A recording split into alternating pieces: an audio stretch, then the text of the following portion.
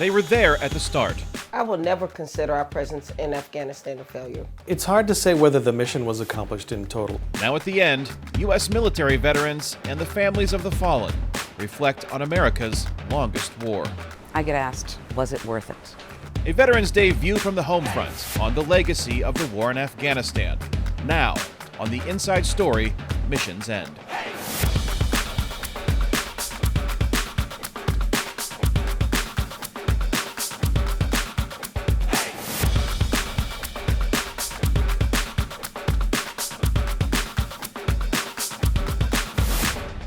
Hi, I'm VOA Midwest correspondent Kane Fairbaugh reporting from the Middle East Conflicts Memorial Wall in Illinois. Veterans Day, which initially marked the armistice that ended World War I in 1918, is a federal holiday observed every November 11th, honoring U.S. military veterans for their service to the nation. This is the first Veterans Day since the end of the war in Afghanistan, the longest conflict in U.S. history. Here in Marseilles, Illinois, the names of more than 2,400 American men and women who died serving in Afghanistan are a permanent reminder of the cost of the war and the sacrifices made. Etched in these black panels are the names of thousands more Americans who died in other flashpoints in the Middle East, including Iraq. But in 2002, this memorial didn't exist. There were no U.S. forces on the ground in Iraq, and fewer than 10,000 U.S. service members were committed to fighting terrorism in Afghanistan. That's when I traveled there, towards the beginning of the conflict, just months after the 9/11 terrorist attacks, meeting up with some of the first men and women serving in Operation Enduring Freedom. The U.S. military had been in Afghanistan just a few months when I landed at Bagram Airfield in May of 2002 on a reporting assignment for the American Forces Network. Major Brian Cole with the United States Army Reserve and the 489 Civil Affairs Battalion. I met Brian Cole while distributing supplies at a recently reopened school shut down by the Taliban prior to the U.S. invasion. Welcome to the land of the giants sometimes. In the remote village of Karbagh Bazaar, which, we were told, had just been cleared of landmines. Because when we write letters home, we tell them that the people of Afghanistan need school supplies. I look at what we're doing as an extension of our foreign policy of having the people come back from Pakistan and Iran back into Afghanistan. And if we're going to have the people come back, then we need to assist them once they get here to help them get established. That same day, Cole delivered food to another remote village, all part of the U.S. military strategy to win the hearts and minds of the Afghan people. And what we're doing by bringing the school supplies and the food now is we're serving as a stopgap until the non-governmental organizations can get here, until they can start taking over our mission. Thank you. You're welcome. It's been more than 19 years since I met Cole in Afghanistan. How y'all doing? After some effort tracking him down, I learned he safely returned home. We reconnected in July at Fort Boonesboro, outside Lexington, Kentucky. I'm a state park ranger now, and I have like a phobia against trash, because that's one thing they were doing. They would take MRE boxes and put explosives in it, or just roadside trash would all of a sudden become a mine. Despite the risk, Cole felt his unit's objectives were clear. Our mission was to help two things: to gain support for us being there, and to put in water wells and things like that, and to help gain acceptance with the U.S. forces being there. And then also the bigger picture was to help gain support for the newly established Afghan government. Cole believes the big picture lost focus when the U.S. invaded Iraq in 2003. You can only have one main effort, and we tried to have two main efforts, and I think we took our eye off the ball when we did that. The war in Afghanistan took a personal toll on Cole. Show me 97 to the boat ramp. His daughter was just a month old when he deployed, and his absence was difficult for his family back in Kentucky. My wife, she never accepted me going, and we never recovered from that, and I ended up divorced. Cole says he made sacrifices to build a better Afghanistan, but that mission was never accomplished. I think a better way to say it is the mission's over. Cole says the legacy of the U.S. military in Afghanistan is best measured by what didn't happen. We were able to keep similar 9/11 attacks from occurring, and I think they would have had we not gone. You know, the training camps would have flourished even more so. Which is why he feels the U.S. military should have stayed in Afghanistan, pointing to forces stationed in countries like Germany and Japan since World War II has a precedent. If you leave too soon, you're back too early. Cole has since retired from the U.S. Army. He says he has few regrets about his service in Afghanistan, but one is losing contact with his Afghan interpreter. Hiya, Dad. I'm hoping I can track him down and maybe serve as a sponsor for him back here if he's able to come to the United States. Why? I loved him. I mean, he kept us safe. And he was with you every day? Right. By your side? Yep. Literally by my side. Was it hard for you to leave him? It was. I remember telling him, I was like, don't let these guys get you killed, man. Cole credits his interpreter with saving the lives of his fellow soldiers and his own. What will you do if you can get him here?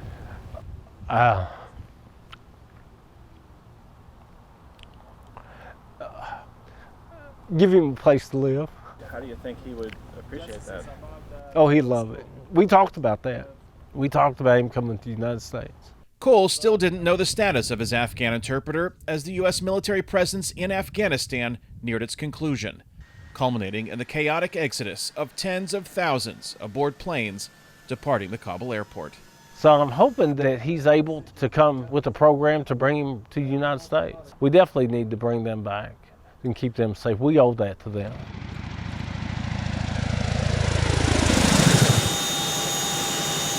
My assignment to Afghanistan in 2002 was to understand the conditions and motivations of service members who were spending their first 4th of July holiday after 9/11 in Afghanistan, trying to rout the al-Qaeda terrorist network. Meanwhile, an Air Force B-52 was also in the area on a planned mission to bomb suspected Taliban and al-Qaeda locations. My friend and American Forces Network colleague, Staff Sergeant Dan Milbauer, accompanied me on our first experience in a combat zone. When you come into the country the way we did in a military aircraft and under cover of darkness to avoid being shot at and landing in a corkscrew kind of pattern, you know, that's kind of when it first hits you that, oh yeah, this is real.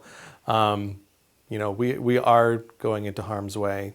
At the time, nearly 10,000 U.S. forces were in harm's way, many based at Bagram Airfield, which was quickly growing into one of the largest U.S. military facilities in the world.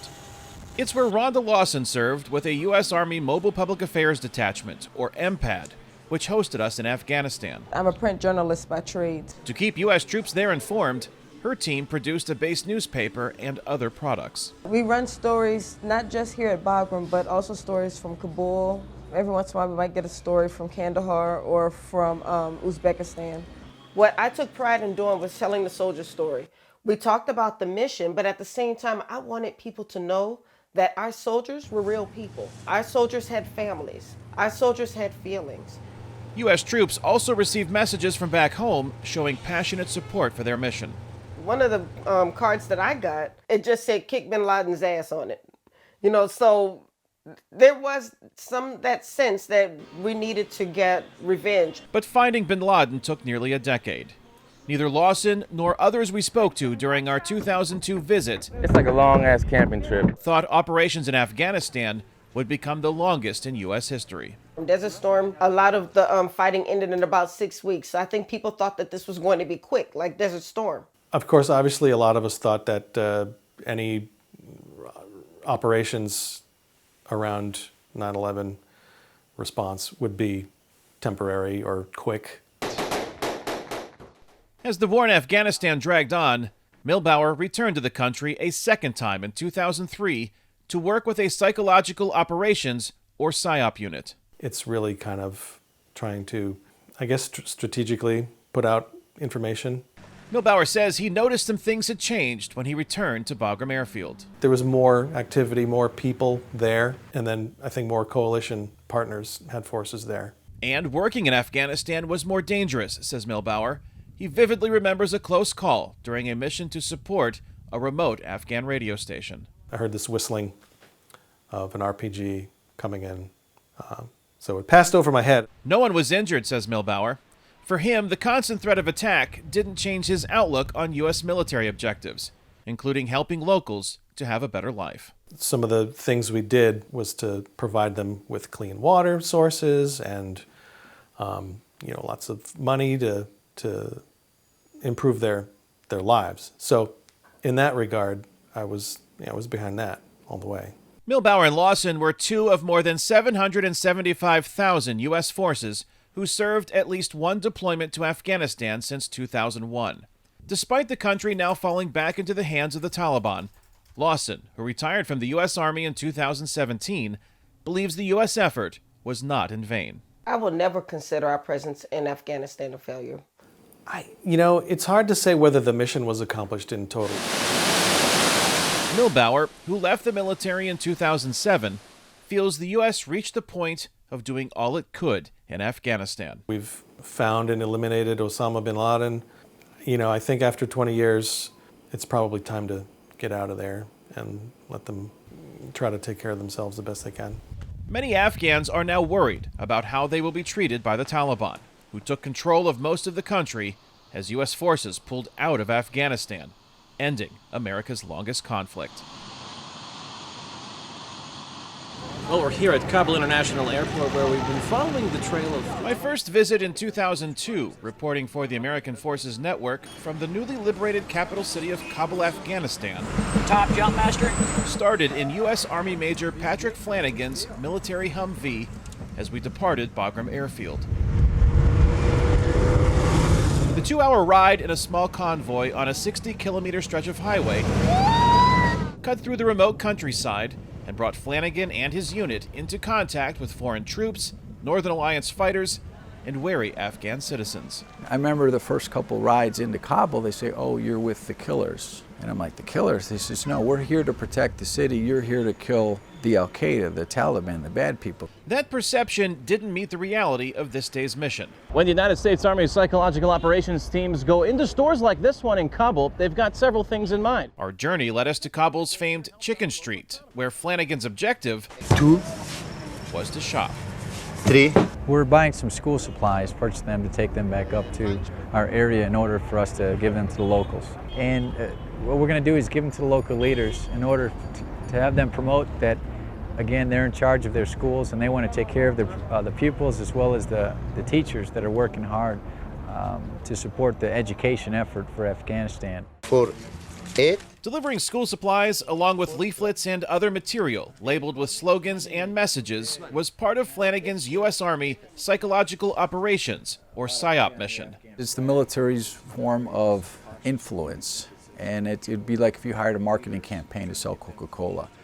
Flanagan says the intent of PSYOP wasn't to mislead or indoctrinate, but to educate and protect. It's not so much taking information, trying to use it for or against the population, but an appreciation, understanding of what they're going through, so we can use the themes and symbols and messages to better assist themselves as well as the coalition forces. Don't step on IEDs or report if there's an unexploded ordnance. So some of them was just to inform them because it could hurt them, and others is like, you know that the coalition, you shouldn't throw rocks at their trucks, or the coalition are friendly. So a whole series of messages designed to help them understand why we're here, so they wouldn't have someone else to answer that question for them that really didn't like us.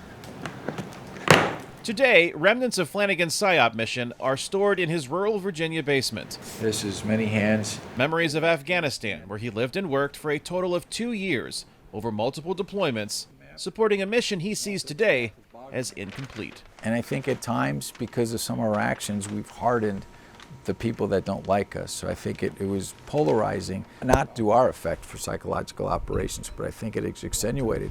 People that were just living in the farms, working, they're like, okay, yeah, we like this, we're getting a little help. But then they were agitated by the Taliban, who say, we don't want you to help them. So they would think of new ways to cause havoc and chaos and pain, because they also wanted to win the hearts and minds to get people. So now you have this struggle. Flanagan retired from the Army in 2011 and has spent time since working for a U.S. military contractor. Through his brother, former Illinois Congressman Michael Flanagan, now a Washington, D.C. consultant, he had opportunities to share his views on his time in Afghanistan with other legislators and policymakers. I think we should have left a while ago. I think we overextended our stay. Flanagan feels the U.S. achieved its goal of breaking up Osama bin Laden's terrorist operations in the country, but lost the effort to nation build in Afghanistan. Hindsight's 20/20, but yes, I think we should have said, okay, he's done now. Where's Al-Qaeda? And let's have some sort of ramp off the military can exit. Flanagan wants a parade or celebration marking the return of U.S. forces back home. Just to say thank you very much, and then when that's over, it kind of finalizes it and it's done. You can look back and say, okay, that's finished. But Flanagan hopes to serve the public again. He is seeking opportunities to run for political office, where he hopes to use the experience he gained in Afghanistan while in uniform We're going to get a lot of stuff.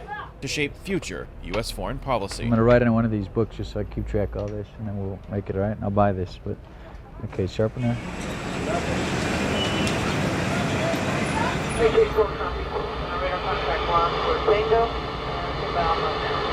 After September 11th, I knew eventually it was going to be a matter of time before we were going to get called up to perform our duties as necessary as guardsmen. Lawrence Taylor worked as an air traffic controller in San Jose, California on September 11th, 2001. Just 4 months later, he was among the first uniformed members of the military on the ground at Bagram Airfield in Afghanistan. When we showed up, the tower itself, it wasn't in the best condition. The floor was all damaged. The ceiling had a mortar hole in it. We came here with basically nothing, and we set up an air traffic control facility from the ground on up. The last place Master Sergeant Taylor expected to find himself. When I first met Taylor in May of 2002, serving with the U.S. Air National Guard in Afghanistan, flight operations at Bagram Airfield had picked up pace.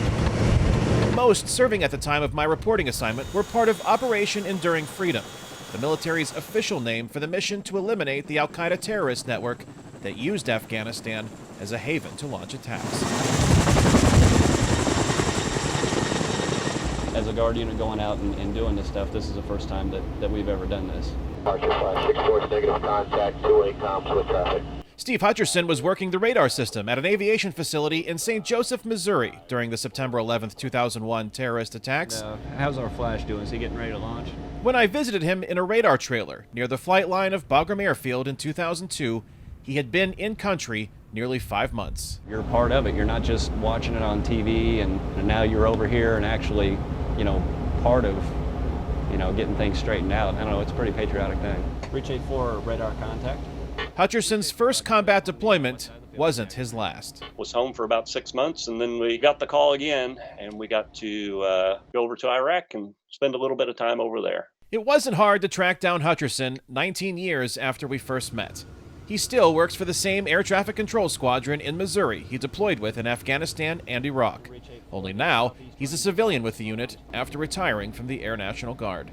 People in now, they've known nothing but Afghanistan, and nothing had really changed since when we first went in there and we took control of the areas and everything. Hutcherson says he wasn't surprised by the rapid advance of the Taliban in regaining control of Afghanistan. I would have been more surprised if we watched the news and saw the Afghan army fighting the Taliban. That would have shocked me much more. But Hutcherson doesn't believe the end result changes the success of the mission. The mission was to stop another 9/11 style attack.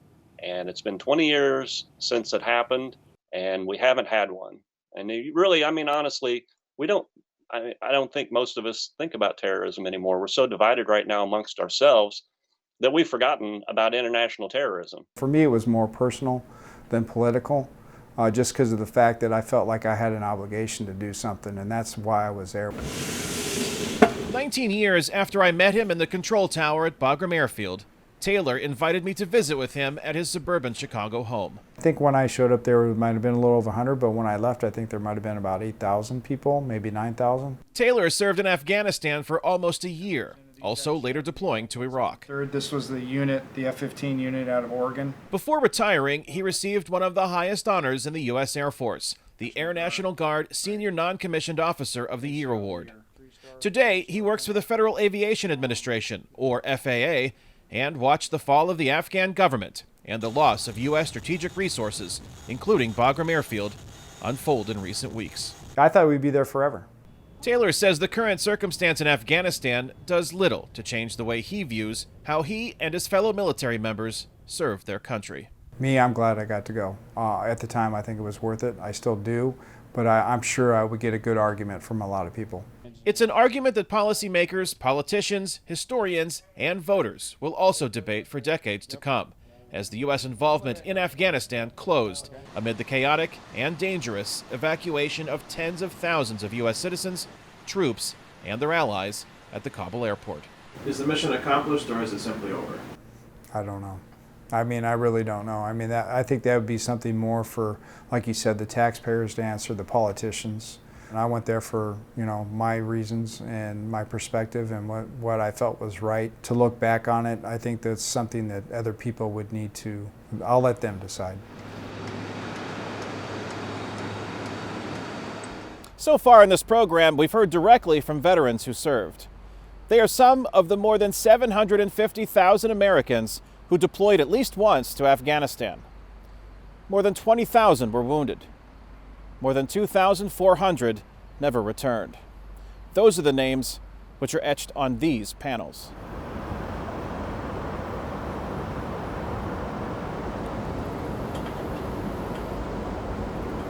This is not a legacy and a reminder of death to me. This is a reminder to the living that everything you have was purchased with these names, with these lives. Denise Williams is a regular visitor to the Middle East Conflicts Memorial Wall along the banks of the Illinois River near Marseilles, Illinois. This memorial represents those who have died since 1967 in all Middle East conflicts. People forget we lost 3 soldiers in the Yom Kippur War in 1967. The infamous Black Hawk Down in Mogadishu, they're here. USS Cole, they're here. So it's not just post 9/11 here. It's all Middle East conflicts. But there is one name on these walls closest to Williams' heart. Her son's, Andrew Meary. It's comforting that my son is with his brothers and sisters where he needs to be, where he should be, where he chose to be, that his name will be remembered. Private First Class Andrew Meary was deployed with the Army's 101st Airborne Division in southern Afghanistan during the U.S. troop surge in 2010, when a suicide bomber on a motorcycle detonated a device near his outpost. One of the soldiers with Meary that day, Sergeant Felipe Pereira, later recalled the incident in a video produced by the U.S. Defense Department. I run down the hill even further. That's when I got to PFC Miari, and the soldier just turns up to me, Specialist Thorne just turns up to me and says, "Man, he's dead. He's gone. He's gone." Andrew Meary was just 21 years old when he was laid to rest on Veterans Day, November 11th, 2010, near his home in Illinois. Meary visited his mother on leave just weeks before he died. Williams says even then, he never wavered in his understanding of the mission to eliminate terrorist threats in the country. He absolutely believed if we were not fighting them there, we would be fighting them here. He believed in what he was doing. He believed in the righteousness of it. Williams views that objective in Afghanistan as a success. Osama bin Laden was captured and killed less than a year after her son's death. Everything else that we did in Afghanistan, while there's many noble causes, there's many noble ideas, that's not what a war is about. That's not what soldiers are for. Soldiers don't dig wells and build schools, and my son participated in some of that. That's not the purpose of soldiers. Today, Williams represents Illinois Gold Star Mothers as the nonprofit service organization's president. We are the mothers of those who have lost their child or children because of their decision to put on this nation's uniform. As the United States marks the first November 11th Veterans Day after the end of the war in Afghanistan, a date which also marks exactly 11 years since she buried her son, Williams answers a difficult question she is often asked. I get asked, well, was it worth it? There is no such thing as their child's death being worth it to a mother's heart. Period. But my son didn't fight for the Afghan people. He did not fight for a political party. He did not fight for anything other than the Constitution, the oath that he swore. He fought for the American people, for America. America's worth fighting for.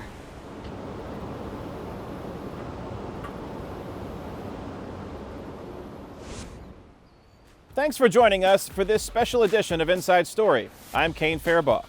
Connect with us on Facebook and Instagram at VOA News. You can also stay up to date online at voanews.com. See you next week on the Inside Story.